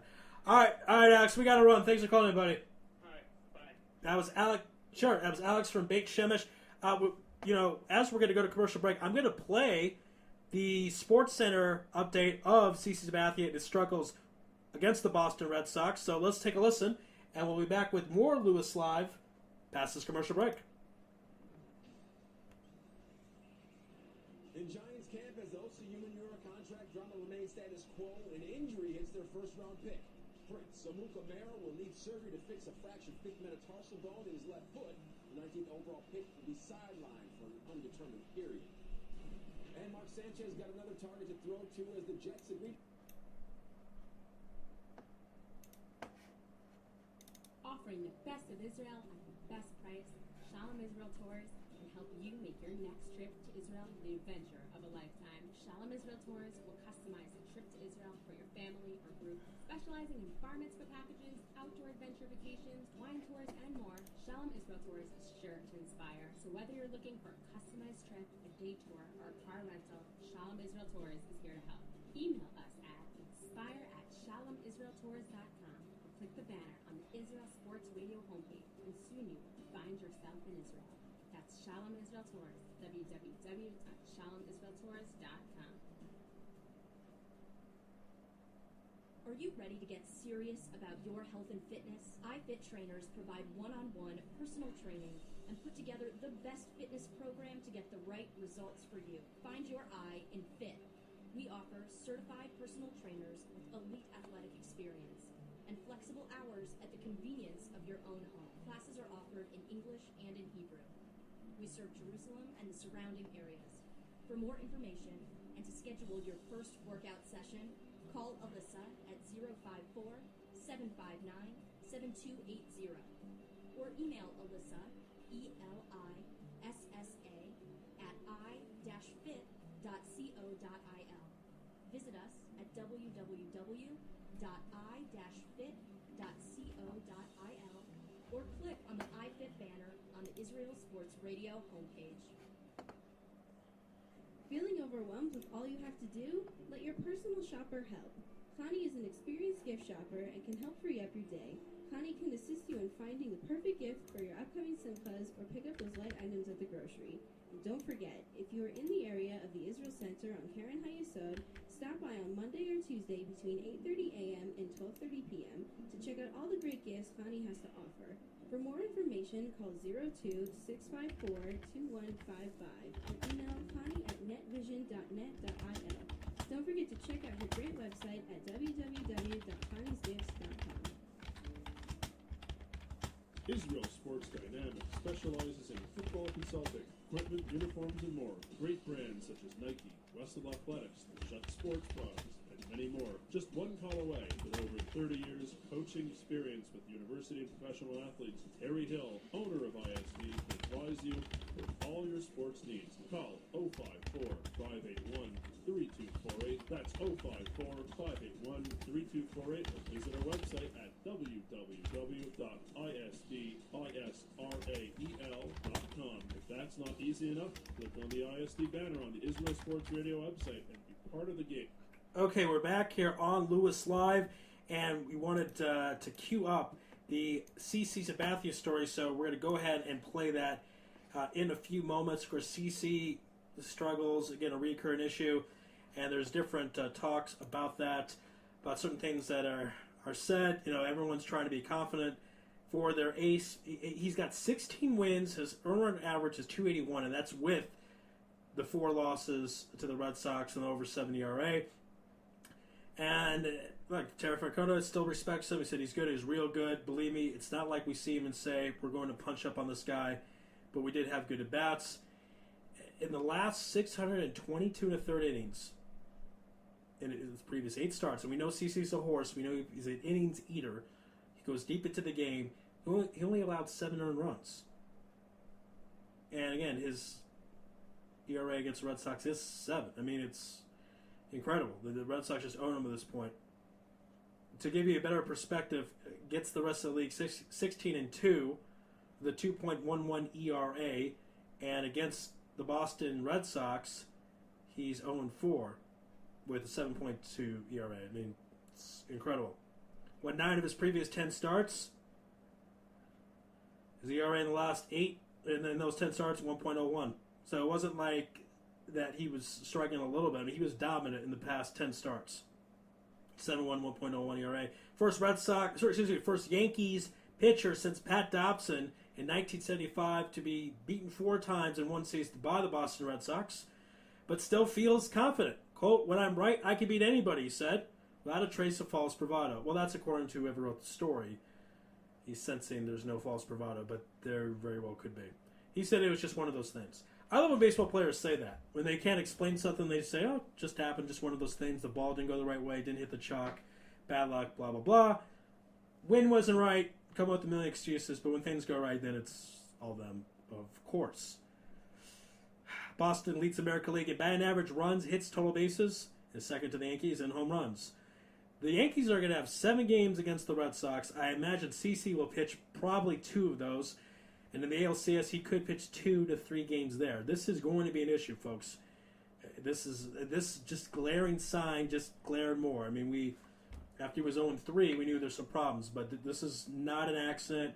I think there's enough of a sample here, 4 games, that you have to be concerned if you're a Yankees fan, if your ace can beat your arch rival and a foe you're going to most likely play in the playoffs. Joe Girardi said that when you hit like they do, they probably feel pretty confident against everyone. That's who they are and the way they swing the bat. Yes, but the Red Sox are just a few games ahead of the Yankees. Their batting is better than the Yankees, but it's not that much better to dominate the ace the way the Red Sox have dominated the Yankees' ace. I don't see the Yankees doing it to Lester. I don't see them doing it to Josh Beckett. I mean, when the Red Sox put someone out there, the Yankees don't seem to own someone the way the Red Sox own CC Sabathia. That is just the bottom line. That is absolutely the way it is. And of course, the Ellsbury is really the one that that really, really stamped the Red Sox rally.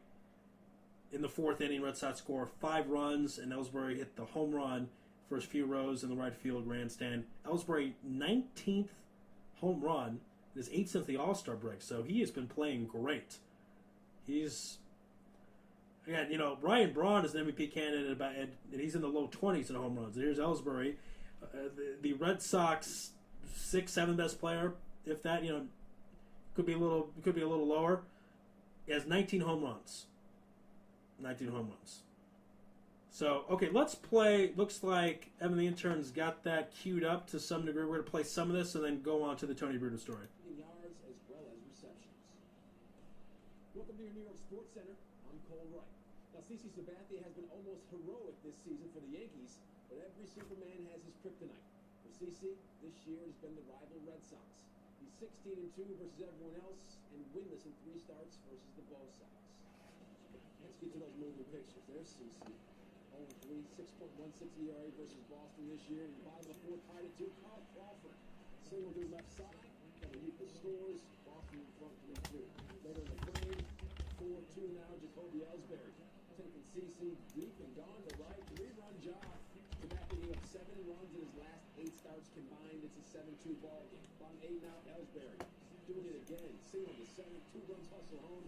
Career high 6 wins for Els. Red Sox stay with this one 10-4. Now, after 2011, CC had won his last 4 decisions against the Sox, but this season's another story. He's now winless in 4 outings with an ERA north of 7. And don't forget, the series finale can be seen on Sunday Night Baseball on ESPN and ESPN3. It's Freddie Garcia head-to-head with Josh Beckett at 8 Eastern. We're going to go back to that right now. I just want to hear what was said before. The series finale can be seen on Before this season. Go ahead. Evan the Intern. 2011, CC had won his last 4 decisions against the Sox, but this season's another story. He's now winless in 4 outings with an ERA north of 7. And don't forget, the series finale can be seen on Sunday Night Baseball on ESPN and ESPN3. We don't need a commercial. So there you go. There you go. It's said right there. He was doing well against the Red Sox before the season started. There's just something off this year. And Alex was alluding to pitches being tipped. That's probably a big part of it. I think something's going on that CC's not used to seeing. The Red Sox are seeing something they haven't seen in the past. So, I mean, again, I don't, I'm not a Yankees fan. I mean, it's not going to be the Red Sox win another World Series. I will certainly take that to the bank. Okay, a scary story here out of Major League Baseball, and that is Juan Nicasio. He has neck surgery after being hit by the comebacker. And this is the scariest thing. Any pitcher will tell you this. The scariest thing in baseball is the comebacker. When you are throwing 90, 95 miles an hour and the batter hits that ball, it comes right at you. It can be very hard to get it right away. And Juan, he's a 25-year-old rookie right-hander for the Rockies, and he was taken off on a stretcher when the ball struck him in the neck on the comebacker. He had to have surgery to stabilize a fracture in the C1 vertebrae. At this point, seems like he's doing well, resting comfortably in Denver in a hospital, and it was the second pitch of the second inning when the National shortstop, Ian Desmond, smacked the ball right at the middle. And again, Nicasio had no time to act. It took it right in the side of his head. He went to the ground, and it looks like he actually injured his neck on the fall. He wasn't able to brace himself properly. So he jammed his head, and then his neck rolled back. And he was down for 5 minutes, very limited movement. Then he was placed in a neck brace, and then he was able to move his arm when he was on the cart. And Tony Tulowitzki is a good friend of his. He's very shaken and talked about the injury after the game. Our main focus in that locker room right now is Juan, Tulowitzki said. We're obviously very worried. Our thoughts and prayers are with him, and it's scary. We come out here and play baseball every day, and sometimes some crazy things can happen. It puts it in perspective. Nicasio has had a pretty good year for the Colorado Rockies. Started May 28th. Remember, he's a rookie. And at Coors Field, which is a tough place to pitch, 1.58 ERA, 4-0. Before this season, the highest he got to was Double-A. And again, this brings up the issue of pitcher safety in baseball. I don't know what else you could do other than a helmet. But even then, he probably would have got him anyways. You're always going to have an open spot, face, neck, can't prevent everything. And really the problem was the fall. It wasn't really anything else. It's a freak accident. It really, really happens. It's a weird thing, but it sounds like he's doing well. And we're certainly hoping Nicasio does well. All right, kind of a more light story in Major League Baseball. Jim Leland. I'm a celebrity here, a radio celebrity. We get hate mail from time to time, hate email, whatever, what have you. It's part of the business. It's the nature of the game. It doesn't really bother me. Generally most people do is they don't respond to it. They try to ignore it. I have fun. I respond back. And Jim Leland has decided to take my advice and go down that route as well. And he gives a reply to he replies to an angry mail from a Tigers fan. Hey, boy. So, here we go. Randy Rossello wrote a nasty letter to Leland using a lot of profane language, and he was trying to get his attention. Tactic worked. So, basically, he talked about it was just a brutal letter, and what happened was it was so bad that Leland could not respond. So this was in 2010. He talked about he drove 200 miles from his home and the Tigers played terribly. So a few days after that season ended, Leland personally called the Rossellos and left a message on their answer machine that included his cell number. It was a very nice reply, very down to earth about how important he knows money is to families. He didn't even swear back. This is, of course, what Rossello said. And they came to an understanding because Leland left his family tickets to a game this past Wednesday. That's why the story is being talked about now. And the Rossellos send Leland homemade brownies. So apparently we thought it was a happy ending. But then Rossello had some gripes. Here we go. What we were angriest about was that we drove down to Sunday last year and we arrived early hoping to watch batting practice and meet some players. Well, they don't take batting practice on Sunday. We also wanted our son to run the bases in the game, but there was a long line, so we ducked into a souvenir shop. By the time we got back out, we were told it was too late to get in line again, even though kids were still running bases. That's not really so much to get mad about.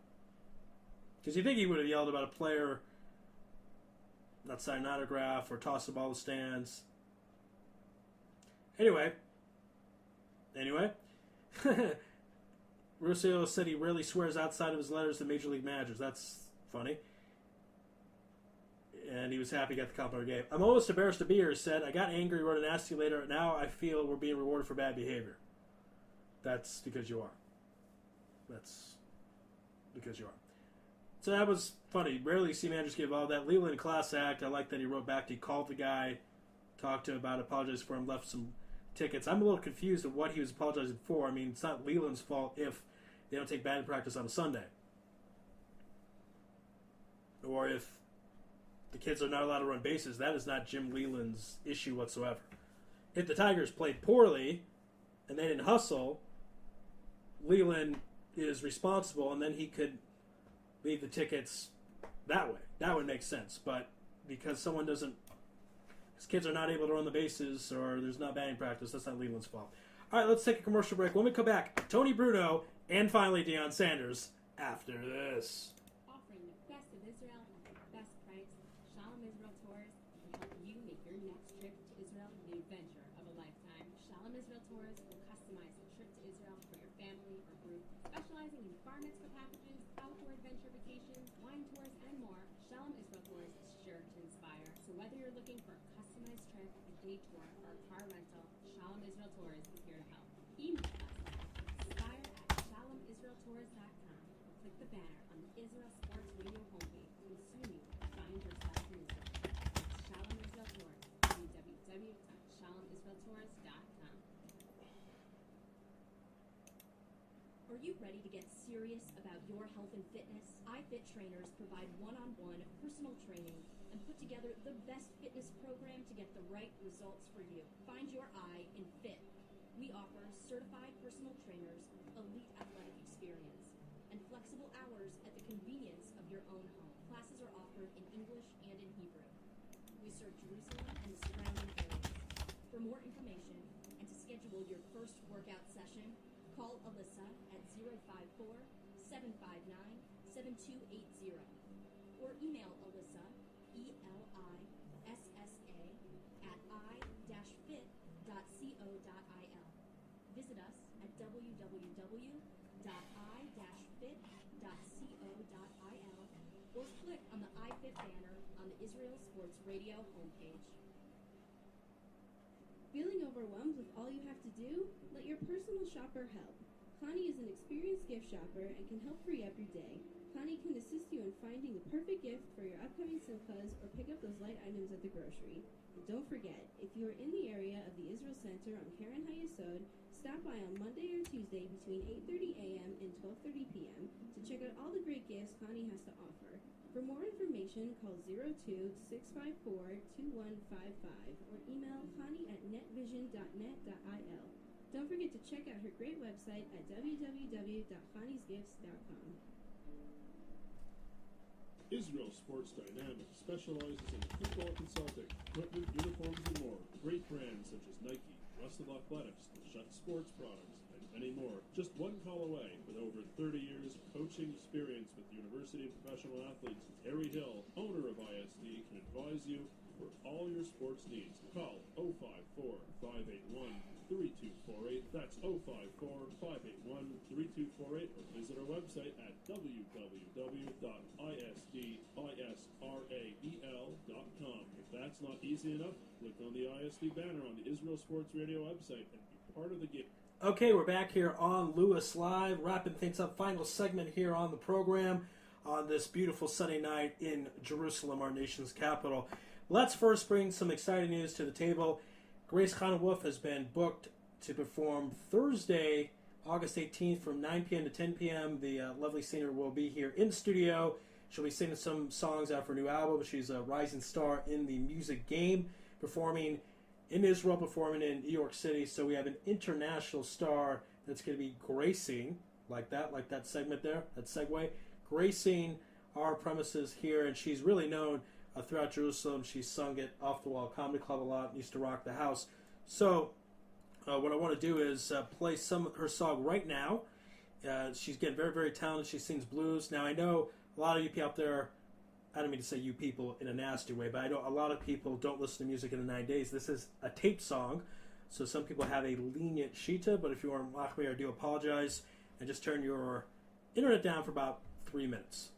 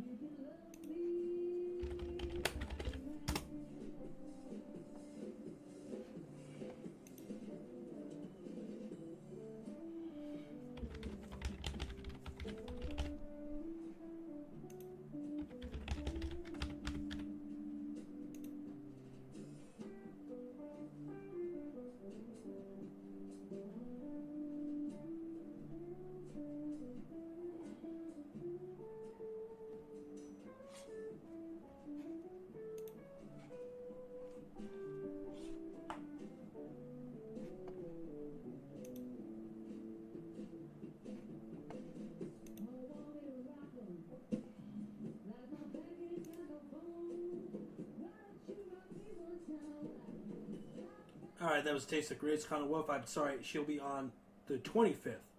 The 25th of August, 9 p.m. here on the station, and we're really looking forward to that. It's going to be a ton of fun. You heard how great a voice as she has. So that's Grace Connor Wolf. Okay, let's talk about Tony Bruno. Like I said, he tweeted, Bochy's a coward for having his illegal alien pitcher hit a guy, Cincinnati Frisco boys. Now, in the radio business, jokes fly. A lot of times in shock jock world, you're trying to get different ratings, trying to beat your competitors. Thank God here it is Zero Sports Radio. We're second to none. We don't have competition, and I don't have to stoop to anything I don't want to stoop to. I don't have to lower myself. If I lower myself, it's because of my own choice. But here's what Ramirez said in a Spanish interview. I'm not interested in what he thinks about me. I'm not interested in what he has to say. I don't need to pay attention to what he has to say about me. A lot of people say things about me. I know who I am. How could I be able to work here if I were an illegal? He put it on the internet. I can't believe that. So there's some lies in that statement there when he says he doesn't care, but then he analyzes it and says, how could he put it out on the internet? So he cares. He's bothered by it. I don't blame him. If a guy out there said, why are you having this kite come in the 8th inning, that would piss me off. I mean, I would laugh and think it's funny because at this point I'm kind of desensitized to it because I've had a lot of racial slurs thrown at me. But it still hurts a little, I think, no matter who you are and no matter how many times you've heard inappropriate insults and inappropriate comments. So Phillies manager Charlie Manuel thought that Ramirez did hit the center fielder on purpose, but Bochy said it's not like somebody went out to the mound. He just walked a guy. There's no communication there. The next pitch hit Victorino. It happened so fast. We were surprised at anyone. That's what Bochy said. So Bochy said not only is it a problem to insult his pitcher Ramirez, but saying it wasn't even intentional. Now, Ramirez said everybody says what they feel in their heart, but I feel that's not right. Ramirez is ready to move forward, though, from the brawl and from Bruno's comments. Bruno addressed his remarks on his Facebook page, and he's now trying to do damage control. My stupid and insensitive Twitter post was up less than 1 minute before I realized it was caustic. It was removed immediately, and I typed a quick apology on Twitter and here. Since I was doing my live radio show, I apologize more emphatically on the air, and the podcast is available on my website. I like that.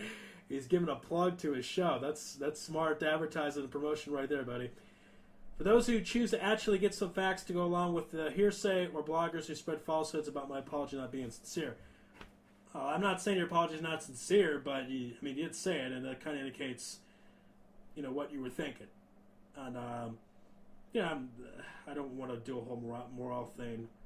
I like the idea of freedom of speech. You just be honest, represent who you are. You got a problem with illegal aliens or Hispanics, or I guess you should say that, then you probably have less ratings. Or you try to hide yourself. I don't know what to tell you. But thank God when Ramirez plunked Shane Victorino, I didn't really think about him being anything other than a pitcher. Okay, let's go. Finally, I love this part of the program, how I tease something at the beginning, but eventually I come to it at the end. No matter how many times we can't get it to play on YouTube, here we go. This is Neon, Dion, Primetime, Sanders. But before that, we'll take a commercial break. I'm going to tease this again. See ya. Hold on. DJ parties throughout Israel, birthday parties, weddings, club events, bar mitzvahs, bat mitzvahs, and much more. You pick the type of music, DJ Venom will turn your event into the party of the year. Available Sunday through Thursday. Call 052-952-6506 or email djvenom1984@yahoo.com. That's 052-952-6506 or email djvenom1984@yahoo.com. Put your party today. That's DJ Venom. Okay, back here for the final segment on Louis Live, and before we play Dion's Hall of Fame video, great shows again this week. Tomorrow night we will not be on because of Tisha B'Av. Tuesday night we will be on, no guest, but we will be taking calls. Wednesday night we're going to have the lacrosse team in studio for the hour. Thursday night, well, I'm going to tell you about Thursday night show at one moment, but right now, It's prime time. Only have 8 to 10 minutes to do this. Versus Shan Sharp. No chance. This honor tonight really goes to NFL Films. I just happen to be accepted. Okay. I'm going to get this. I will run over if I can. I am not quitting. Let's try this. Looks like Deion here. Okay. It's Deion Sanders right now getting up, and he's going to start talking about his mama. Thank you. Lord, I thank you. You know what? I'll take a commercial again. We'll get this right. Hold on. Are you having computer issues? You just gotta try these guys. Tiger Computer Services. 050-708-1599. All of Jerusalem is talking about them. They're super experienced, efficient, reliable, and honest. Their lead technician has over 20 years experience and holds a BS in computer science from a top American university. Mickey from Macavia says, I won't let anybody touch my computers except for Tiger. So call Tiger Computer Services, 050-708-1599. Believe me, you'll be happy that you did. Ruben from Baca says, I've had many technicians in the past, and these guys are some of the best I've seen. Laptops, desktops, netbooks, Macintoshes, iPods, iPhones. All hardware and software problems, advice, and instruction. The next time you need a very experienced and honest computer technician, call Tiger Computer Services at 050-708-1599. Mention Israel Sports Radio for a 15% discount for all new customers. Are you living in the Tel Aviv? Okay, we're going to stop that commercial break. Again, persistence, perseverance, the keys to success. So, what we will do is, we're going to wait. We have 10 seconds left. I believe this is some of the highlights of Deion Sanders' Hall of Fame speech. Of course, Deion made it to the Hall of Fame. He gave a speech a few days ago. Let's take a listen. Provoking change is going to be naysayers. People don't condone what they've never seen. There we go. And some of the stuff I tried to do they had never seen. But when you talked about me, media, guess what? Behind you, I saw my He's not making a joke. When you wrote about me, when you naysayed me, when you criticized me, I saw right through your papers, right through your TV, and I saw my mom. When you told me what I couldn't do, when you told me what I didn't do, when you told me what I would never be, I saw my mama pushing that cart. When you told me I was too small, I wasn't educated enough, I saw my mama. Because I made a promise. And whenever you make a promise, there will be a responsibility to that promise. I like him, but something's missing. At this point, this is where he goes to his Deion statue and puts a bandana on his head. Deion, entertaining guy all the way to the end, even in his Hall of Fame speech. Great stuff from the legend, Deion Sanders. And I want to talk about this for a few moments here, because these players are very, very sensitive people. And I learned this from a band in New York City who talked about that athletes are sensitive. I said, do you mean sensitive physically or sensitive emotionally? And he said, well, both. Well, both. And that's part of the reason why athletes are so good at sports. They have a certain sensitivity. When someone's going to the hoop in basketball, they can feel the people around them. They can feel where they're moving. They can feel which hands to go to because of where the basket is. They have a certain sensitivity to their surroundings. That's why they're so good at what they do. And because of that, they have a sensitivity mentally as well. They get their feelings hurt a lot easier, more insecurities, more issues with their ego. Prima donna diva type of behavior and personalities comes from many times some of the best and the brightest in the sport and in any sport, NFL, NBA, baseball, what have you. I mean, Alex Rodriguez, Terrell Owens, Michael Jordan had it. They get fueled by criticism, by people telling them they cannot do something. They use it as motivation. We know that famous story with Michael Jordan kind of being cut from the high school team. There's different rumors of what actually happened. Some say just he didn't start. Some say that there's different cheetahs that say he made it to the JV squad and not to the varsity squad, and that was the issue there. So he's using this to his advantage, he did. He certainly did. He made millions of dollars in the sport, brought a lot of entertainment to football fans, and he won 2 Super Bowls. Super Bowl 29 with the 49ers, Super Bowl 30 with the Dallas Cowboys. Not many people on planet Earth can say they won 2 Super Bowls in a row. A legend of the sport, the best cornerback of all time. He's got the numbers to prove it. Shockingly enough, I mean, if you would go based on the dancing and the images and the name and the trash talking and the highlights, if I were to ask you sports fans out there, how many interceptions did Deion Sanders return for touchdowns, you probably would say a pretty big number. My guess. I mean, my guess is you would feel, I don't know, 50, something like that. Probably would say a fairly big number. Just kind of felt like it. Maybe not 50, I don't know. You'd probably say 20. Here's Deion's totals. He intercepted 53 passes.